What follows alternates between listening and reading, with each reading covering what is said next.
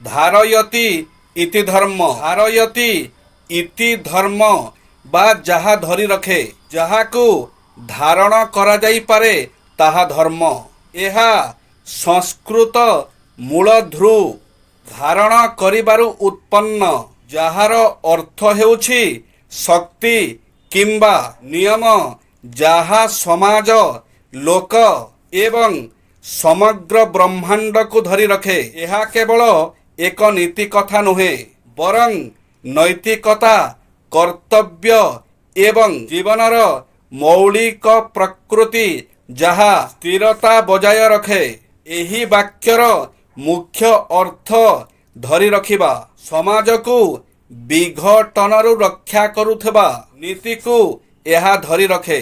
କର୍ତ୍ତବ୍ୟ ଏବଂ ନୈତିକତା, ଏହା ଜଣେ ବ୍ୟକ୍ତିର ଆଚରଣ, ଦାୟିତ୍ୱ ଓ ଠିକ୍ ଏବଂ ଭୁଲ ମଧ୍ୟରେ ପାର୍ଥକ୍ୟକୁ ଏହା ବୁଝାଏ। ପ୍ରକୃତି ଏକ ବସ୍ତୁର ଅନ୍ତର୍ନିହିତ ଗୁଣ ହେଉଛି ଏହାର ଧର୍ମ, ଯଥା ଅଗ୍ନିର ଧର୍ମ ହେଉଛି ଉତ୍ତାପ ଏବଂ ଆଲୋକ ପ୍ରଦାନ କରିବା। ସଂକ୍ଷେପରେ, ଯାହା ବ୍ୟକ୍ତି, ସମାଜ ଏବଂ ବିଶ୍ୱକୁ କ୍ରମାଗତ ଭାବେ ଧରି ରଖେ, ତାହାକୁ ଧର୍ମ ବୋଲି ବିବେଚନା କରାଯାଏ। ଧର୍ମର ପ୍ରଭାବ ପ୍ରକୃତରେ ଧର୍ମ ପାଳନ କରି ଏବଂ ଅଧର୍ମର ଆସୁରିକ ଫାଶକୁ ପରିତ୍ୟାଗ କରି ଜଣେ ବ୍ୟକ୍ତି ଅନନ୍ତ ଶକ୍ତି, ଅନନ୍ତ ଶାନ୍ତି ଏବଂ ଆନନ୍ଦ ପାଇପାରିବ।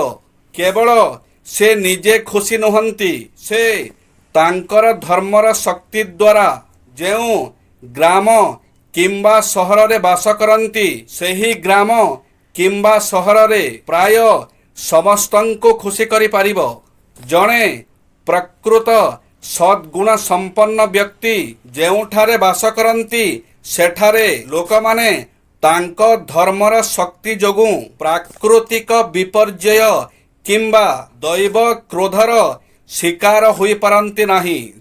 ବିଶ୍ୱବନ୍ଦିତ ଦର୍ଶନ ଓ ସନ୍ଥ କବି ଭୀମ ଭୋଇ। ଭୀମ ଭୋଇ ବୈଶାଖ ପୂର୍ଣ୍ଣିମା ଦିନ ସୁବର୍ଣ୍ଣପୁର ଜିଲ୍ଲା ଜଟେସିଙ୍ଗା ଗ୍ରାମରେ ଜନ୍ମଗ୍ରହଣ କରିଥିଲେ। ଜଟେସିଙ୍ଗା ଗ୍ରାମ ତାଳବଣ ବେଷ୍ଟିତ।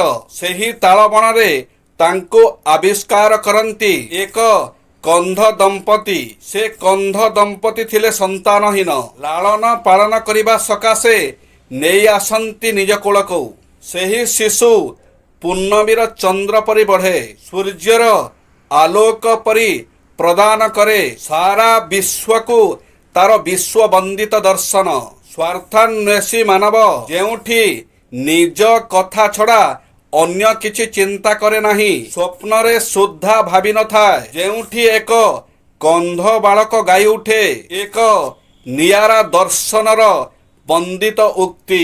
ପ୍ରାଣୀଙ୍କ ଆରତ ଦୁଃଖ ଅପ୍ରମିତ, ଦେଖୁ ଦେଖୁ କେବା ସହୁ, ମୋ ଜୀବନ ପଛେ ନକେ ପଡ଼ିଥାଉ, ଜଗତ ଉଦ୍ଧାର ହେଉ। ଜୟ ଶ୍ରୀ ଜଗନ୍ନାଥ।